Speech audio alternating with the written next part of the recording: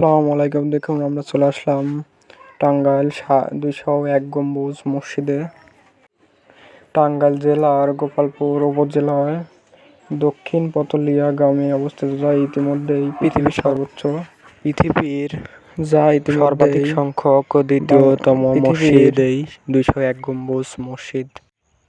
2013 সালে নির্মাণাধীন এই মসজিদ 15 বিঘা জায়গার উপরে নির্মিত। এই 201 গম্বুজ মসজিদে একসাথে 15,000 মুসল্লি নামাজ আদায় করতে পারে।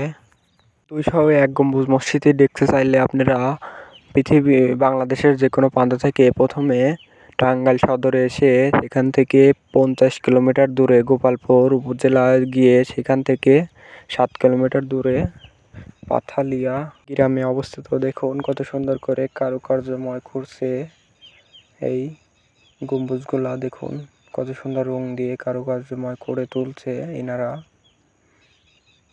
দেখলে নান্দনিক ও সুন্দর মনোরম পরিবেশ এবং ভালো লাগার সৃষ্টি হবে। আপনারা এখানে ঘুরতে আসতে পারেন। দেখুন নদীর এই পার থেকে দেখতে কত সুন্দর লাগে মসজিদটি। আপনারা দেখতে আসছেন।